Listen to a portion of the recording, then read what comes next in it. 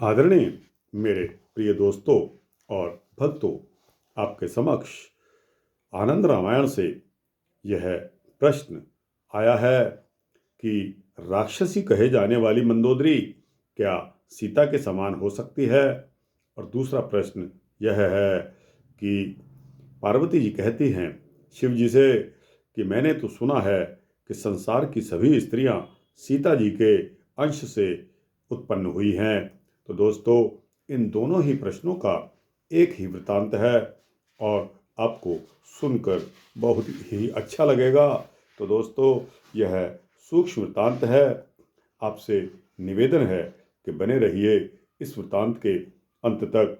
मेरे साथ आपका भी उपकार होगा, आपको भी पता चलेगा कि क्या सारी संसार की स्त्रियां सीता जी के अंश से उत्पन्न हुई, और दूसरा कि राक्षसी कहे जाने वाली मंदोदरी क्या सीता के समान हो सकती है। इन दोनों प्रश्नों का उत्तर इस सूक्ष्म वृत्तांत में देने वाला हूँ। दोस्तों, सबसे पहले तो यह श्री हनुमान जी का लंका के लिए जब प्रस्थान होता है तो उनके मार्ग में क्या क्या अड़चन आती हैं। सर्वप्रथम हनुमान जी को जब देवताओं ने आजमाना चाहा, देवताओं ने हनुमान जी की परीक्षा लेना चाही, तो उन्होंने नागों की माता सुरसा को हनुमान जी के प्रति भड़का दिया और उनको किस तरह हनुमान जी ने उनके मुख में प्रविष्ट हुए और अंगुष्ठ के बराबर अपना साइज छोटा करके किस प्रकार उसके मुंह से बाहर आए। उसके पश्चात जब आगे हनुमान जी चले तब मैनाक पर्वत समुद्र के जल में से निकलकर उभर कर हनुमान जी को शरण देने के लिए, उनको सहारा देने के लिए, उनको विश्राम देने के लिए सामने आया और बोला कि आप मुझ पर विश्राम कीजिए और यहाँ लगे हुए फल और मेवे इत्यादि का रसास्वादन कीजिए। लेकिन दोस्तों, हनुमान जी के पास समय का अभाव था, क्योंकि सीता जी की खोज में वो तत्पर थे। दोस्तों, तब मैनाक पर्वत ने ये कहा कि आप कृपया करके मेरा स्पर्श करके जाइए, इससे मैं कृतार्थ समझूंगा, क्योंकि राजा दशरथ का यह मैनाक पर्वत ऋणी था, क्योंकि राजा दशरथ ने इंद्र के प्रभाव से मैनाक पर्वत को मुक्त कराया था। आगे चलने पर हनुमान जी का जो टकराव है वो एक राक्षसी के साथ होता है, और उस राक्षसी की यह खासियत थी कि वह समुद्र के जल में रहती थी और समुद्र के ऊपर उड़ने वाले जीव की छाया को पकड़कर उसको अपने वश में करके उसको खा जाती थी। वह हनुमान जी के साथ भी उसने कुछ इस प्रकार ही किया कि छाया के माध्यम से उड़ने वाले हनुमान जी को उसने अपनी ओर खींच लिया। जब हनुमान जी ने उसकी तरफ देखा तब हनुमान जी को पता चला कि ये सिंही राक्षसी है। वे शीघ्र ही उसके मुख में कूद पड़े और उसके पेट के अंदर प्रविष्ट होकर अपना विकराल रूप धारण करके उसका पेट फाड़कर उसकी आंतें बाहर आ गई, और हनुमान जी इस प्रकार सिंही राक्षसी का अंत करके आगे चल दिए। तब हनुमान जी आगे बढ़ते बढ़ते लंका के समीप परलंकापुरी में पहुँचे, जहाँ रावण की पुत्री क्रौंचा का श्री हनुमान जी से मुकाबला हुआ। इसी प्रकार हनुमान जी ने उसका भी वध कर दिया।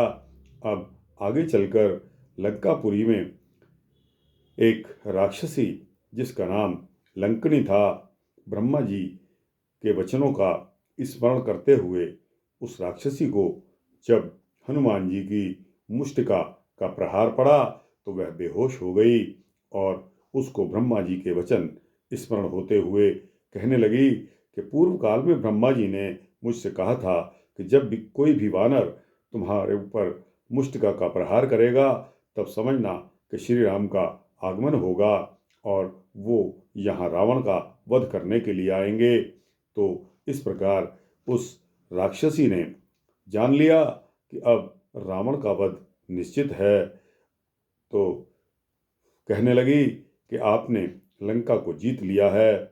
जाइए लंकापुरी स्थित सीता जी से मिलकर आइए। तो दोस्तों, अब प्रश्न यह आता है कि राक्षसी कहे जाने वाली मंदोदरी क्या सीता जी के तुल्य हो गई, या पार्वती जी जैसा कह रही हैं शिव जी से कि संसार की सभी स्त्रियां क्या सीता जी के अंश से उत्पन्न हुई।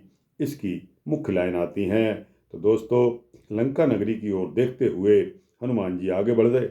उन्होंने लंकापुरी को देखा और वह अनेक गोपुरों तथा अट्टालिकाओं से सुशोभित नगरी को उन्होंने निहारते हुए, और त्रिकूट पर्वत के ऊपर जो स्थित थी, चारों ओर बाजार, गलियां तथा चौराहों से समन्वित थी। हनुमान जी चारों ओर प्रत्येक भवन में जाकर सीता जी को खोजने लगे। तब उन्होंने गुफा में सोए हुए भयंकर कुंभकर्ण को देखा।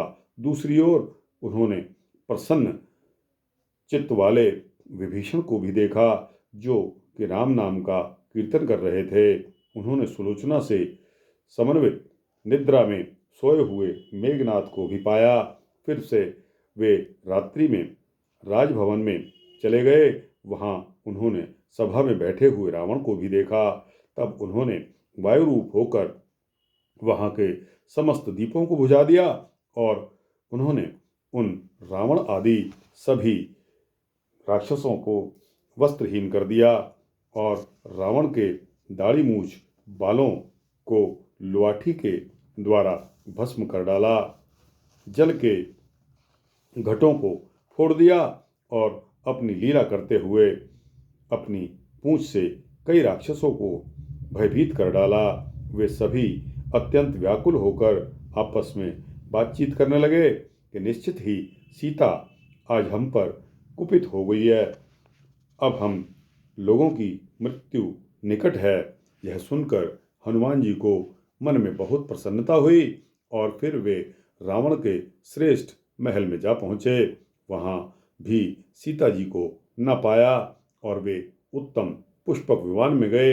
वहाँ उन्होंने अब अनेकों स्त्रियों से घिरे हुए निद्रा में मग्न रावण को देखा। वहाँ मंदोदरी को देखकर उन्हें क्या यही सीता है, इस प्रकार की कुछ शंका होने लगी।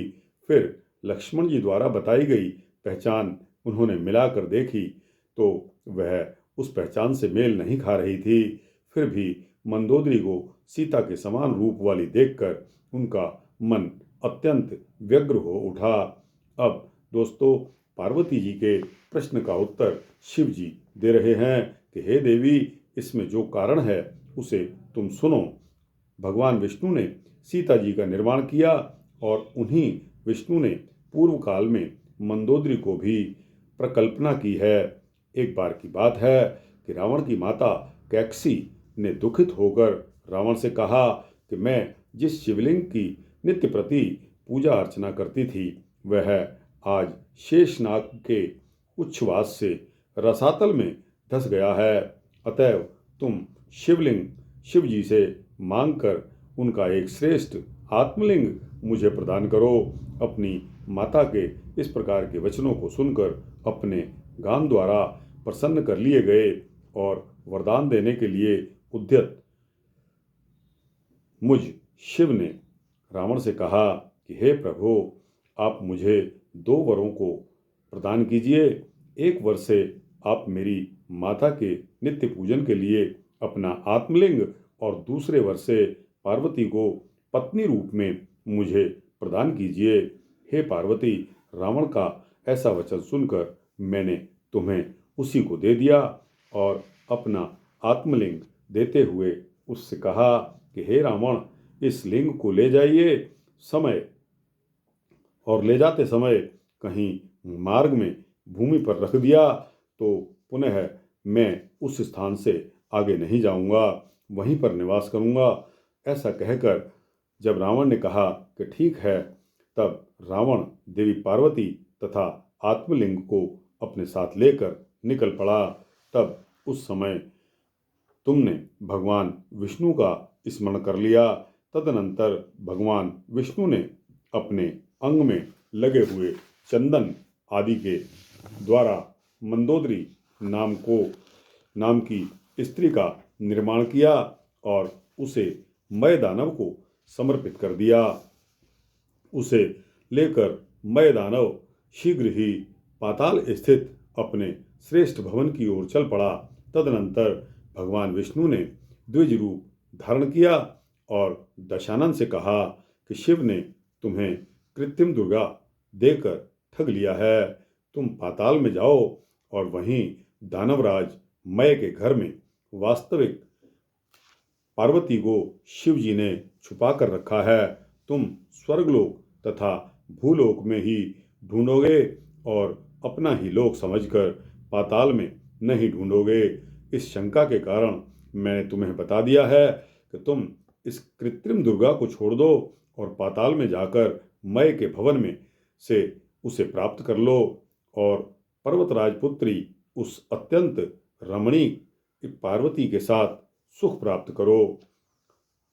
विप्रवेशधारी उन विष्णु का कथन सत्य मानकर दशानन रावण पुनः मेरे पास आया और हंसकर कहने लगा कि मैंने आपके मनोभाव को अच्छी तरह जान लिया है। आपने कृत्रिम पार्वती को मुझे देकर वास्तविक पार्वती को रसातल में छुपा दिया है। इसे आप अपने पास ही रखिए, मैं तो उस छिपाई हुई पार्वती को ही लूँगा। ऐसा कहकर और पार्वती को मुझ शिव को समर्पित करके रावण पाताल लोक जाने के लिए उन्मुख हुआ। मार्ग में लघु शंकाग्रस्त रावण ने उस द्विज से कहा, आप मेरे कथन के अनुसार क्षण भर के लिए इस आत्मलिंग को अपने हाथों में ले लें। मैं शीघ्र ही अल्प शंका से निवृत्त होकर पुनः इसे आपसे प्राप्त कर लूँगा। तब द्विजवेशधारी भगवान विष्णु दशानन रावण से बोले कि हे रावण, यदि तुम्हें विलंब होगा तो मैं इस लिंग को यहीं पर रखकर चला जाऊंगा। रावण ने कहा, ठीक है। ऐसा कहकर आत्मलिंग को रावण ने उसके हाथ में दे दिया। प्रिय, इधर जब रावण को वापस आने में समय अधिक लग गया तो भगवान विष्णु समुद्र के पश्चिमी तट पर उस लिंग को स्थापित करके वापस चले आए। जब रावण वापस आया तो लिंग को वहीं भूमि पर रखा हुआ देखा। वह देखकर उसने लिंग के शीर्ष को हिलाया तो भूमि में प्रविष्ट उस लिंग का शिरोमणि तनिक भी नहीं हिला। शिरोभाग के दबाए हुए स्थानों में कानों के छेद के समान गड्ढा हो गया और गड्ढे के द्वारा सिर भी कर्ण शंकु की भांति कृश हो गया। अतः गो यानी कि पृथ्वी के कर्ण के सदृश वह लिंग भी गोकर्ण के नाम से प्रसिद्ध हो गया। दोस्तों, तदनंतर खिन्न मनस्क होकर रावण भी चुपचाप पाताल की ओर चला गया। वहां उसने दानवराज मय के यहाँ अत्यंत श्रेष्ठ मंदोदरी को देखा और मय से उसे देने के लिए प्रार्थना कर डाली। मय ने मंदोदरी रावण को प्रदान कर दी। तदनंतर मय ने कन्या मंदोदरी का रावण के साथ विवाह रचाकर उसको संपन्न किया और अनेक प्रकार की भेंट वस्तुएं प्रदान की। मय ने रावण को एक अमोघ शक्ति भी प्रदान की जो शत्रुओं का विनाश करने वाली थी। उसका उदर देश मंद यानी कि सूक्ष्म देखकर रावण ने उसे मंदोदरी नाम से पुकारा। उसे प्राप्त करके रावण को बहुत प्रसन्नता हुई और वह उसे लेकर अपने निवास स्थान में आ गया। तो दोस्तों, यहाँ आपको पता चल गया होगा कि विष्णु द्वारा बनाई गई वह कन्या जो बाद में मंदोदरी निकली, दोस्तों उसकी रचना भी विष्णु ने की थी और सीता जी की रचना भी विष्णु के द्वारा हुई थी। तो दोस्तों, यह वृतांत यह समाप्त होता है। आपको कैसा लगा? अच्छा लगा हो तो आपको इसको लाइक और शेयर करके अपने दोस्तों, भक्तों, मित्रों, जिज्ञासुओं को पहुंचाना और इसी प्रकार के सूक्ष्म भक्ति वृत्तांत सुनने के लिए, देखने के लिए इस चैनल को सब्सक्राइब कर देना। दोस्तों, एक बात ज़रूरी समझता हूँ, वो यह है कि आप इस वृत्तांत को आपने कैसा पाया, कमेंट्स बॉक्स में जाकर अपने कमेंट्स थोड़े हों या बहुत हों, आपको जैसा अनुभव हुआ हो उसके बारे में कमेंट्स बॉक्स में अवश्य कुछ न कुछ लिखना। दोस्तों, आपका आभारी रहूँगा। जय श्री राम, जय श्री सीता रामचंद्र भगवान की जय।